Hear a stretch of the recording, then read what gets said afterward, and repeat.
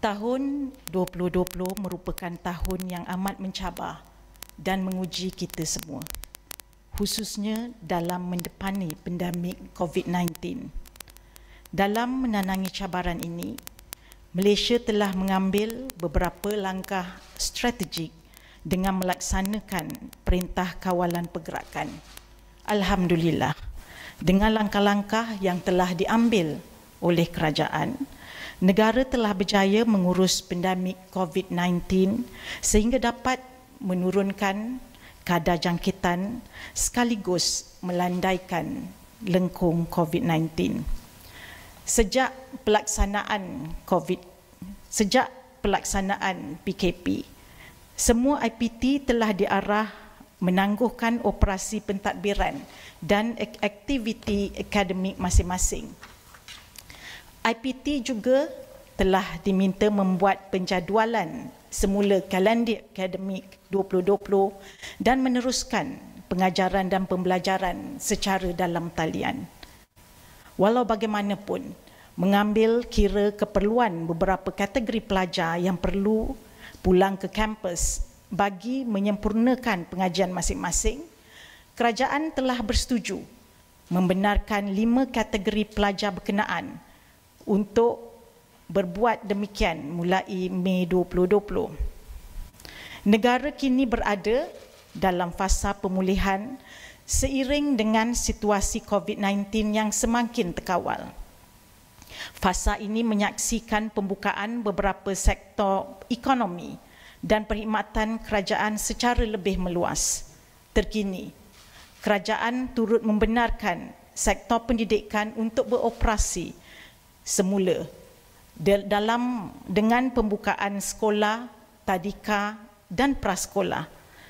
Selaras dengan perkembangan ini, KPT telah mengkaji semula kesediaan institusi pendidikan tinggi untuk memulakan operasi secara sepenuhnya berikutan situasi semasa COVID-19 di Malaysia yang semakin terkawal dan beransur pulih.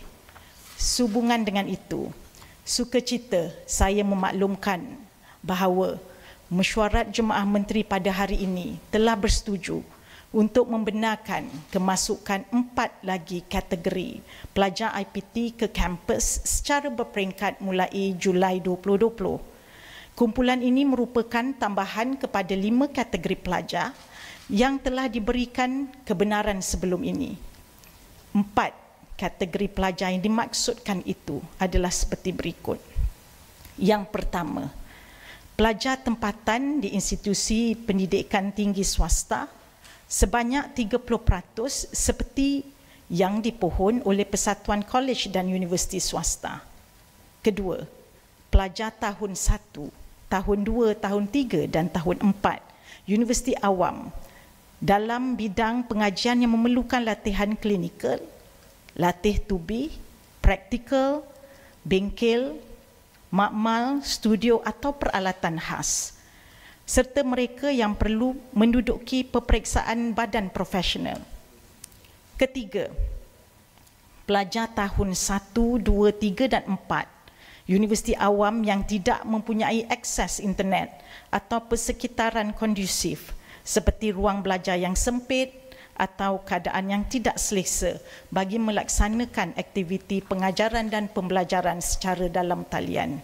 Keempat, pelajar antarabangsa dari kedua-dua Universiti Awam dan institusi pendidikan tinggi swasta termasuk pelajar baru.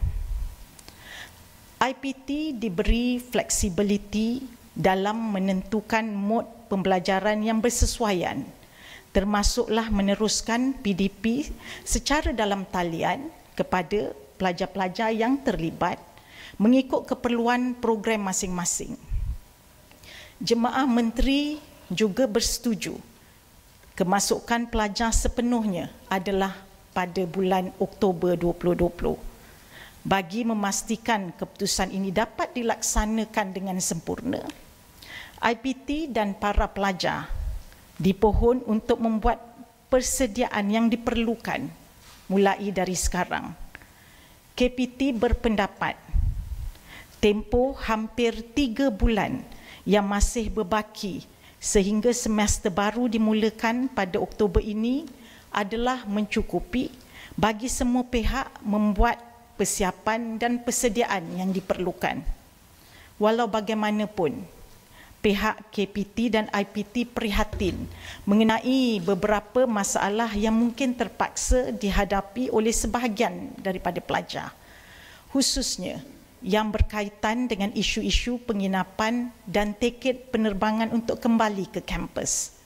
Justru, semua usaha dan langkah yang diperlukan sedang diambil bagi menenangi isu-isu ini. Dalam hubungan ini, para pelajar boleh menghubungi bahagian hal ehwal pelajar di IPT masing-masing. Pelajar yang pulang ke kampus diminta untuk terus mengamalkan penjarakan sosial dan sentiasa mengamalkan kebersihan diri. Semua aktiviti sukan dan riadah perlu mematuhi SOP yang dikeluarkan oleh Kementerian Kesihatan Malaysia, Majlis Keselamatan Negara dan Kementerian Belia dan Sukan. Dan aktiviti pelajar adalah dibenarkan dengan syarat aktiviti tersebut tidak melebihi 250 orang tertakluk kepada saiz, ruang dan penjarakan sosial. Bagi pelajar antarabangsa, mereka perlu berdaftar dengan pihak Education Malaysia Global Services sebelum diberikan kebenaran masuk ke Malaysia oleh pihak Jabatan Immigration Malaysia. Mereka perlu menjalani ujian PCR atau RTK antigen dalam tempoh 3 hari sebelum masuk ke Malaysia. Mereka juga dikehendaki menjalani saringan kesihatan oleh Kementerian Kesihatan Malaysia di pintu masuk negara ini dan seterusnya menjalani kuarantin diri selama 14 hari di lokasi yang ditetapkan oleh IPT masing-masing.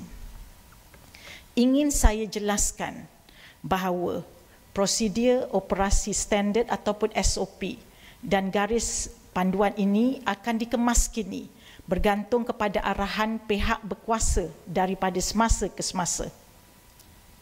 Sekali lagi saya ulangi, keputusan kerajaan membenarkan pembukaan semula IPT mulai Julai sehingga pembukaan sepenuhnya pada bulan Oktober 2020 dibuat atas keprihatinan kerajaan dalam memastikan pengajian para pelajar IPT tidak terjejas. Sebagai aset penting dalam memastikan kelangsungan dan kegemilangan negara di masa hadapan, aspek pendidikan dan kesejahteraan pelajar-pelajar IPT sentiasa menjadi keutamaan Kementerian Pengajian Tinggi. Justru, saya berharap keputusan ini dapat diterima baik oleh semua pihak. Terima kasih.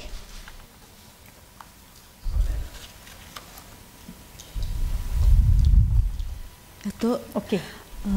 Mengapa hanya 30% pelajar IPTS yang dibenarkan kembali ke kampus? Seperti yang saya maklumkan di dalam ucapan saya tadi, ini adalah selaras dengan permintaan daripada MAPKU ataupun Persatuan Institusi Private dan Awam ataupun in short dipanggil MAPKU di mesyuarat Task Force EAC yang dipengusikan oleh Yang Berhormat Datuk Seri Mustafa Muhammad, dan keputusan ini dibuat pada 16 Jun baru-baru ini. Tapi kemungkinan dalam menentukan 30% pelajar tersebut antaranya mungkin boleh dipertimbangkan oleh pihak IPTS, pelajar baru yang memerlukan keperluan internet, contohnya keperluan makmal ataupun pelajar kemasukan baru. Assalamualaikum. Dari negara manakah jangkaan pelajar antarabangsa akan memasuki Malaysia? Adakah negara-negara itu turut melibatkan negara berisiko COVID-19? Okey, terima kasih atas soalan tersebut. Sebenarnya pelajar antarabangsa yang telah berdaftar bersama dengan IPT masing-masing adalah seramai lebih kurang 11,000 orang, dan pelajar antarabangsa ini telah pulang ke negara masing-masing semasa perintah PKP tempoh hari, dan sebahagian besar daripada mereka, kalau kita mengikut data yang telah diberikan kepada pihak KPT, adalah daripada negara Pakistan, Indonesia dan Thailand. Ini 3 negara yang paling ramai di mana pelajar-pelajar telah berdaftar untuk kembali ke Malaysia. Walau bagaimanapun, kita juga ada permohonan baru pelajar-pelajar untuk masuk, tapi bulan Januari dan Februari. Dan permohonan baru pelajar ini adalah seramai 9,000 lebih orang, dan tapi kita fokuskan kepada 11,000 pelajar daripada 3 negara yang teratas yang paling ramai akan masuk, memohon untuk masuk kembali ke Malaysia. Terima kasih.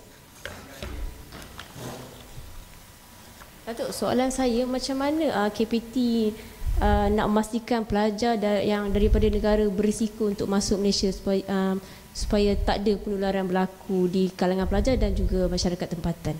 Okey, terima kasih atas soalan tersebut. Sebenarnya tadi saya ada memaklumkan sedikit sebanyak mengenai bagaimana pelajar antarabangsa apabila dia masuk, dia dikehendaki menjalani saringan pengesahan COVID-19 di negara asal mereka, di negara di mana mereka berasal, dengan keputusan negatif dalam tempoh 3 hari. 3 hari tersebut, dan bila keputusan positif, maknanya dia akan masuk ke Malaysia. Sekiranya dia ada 2 perkara, sekiranya tidak ada masalah, maka dia hanya perlu melalui kaunter pemeriksaan di immigration dan dibenarkan masuk, tetapi dia ada self quarantine selama 14 hari. Tetapi kalau sekiranya diragui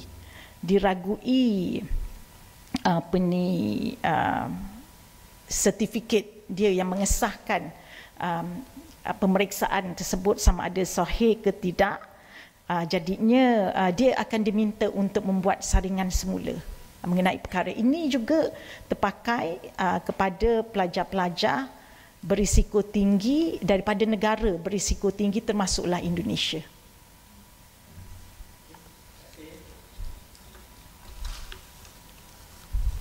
Terima kasih semua.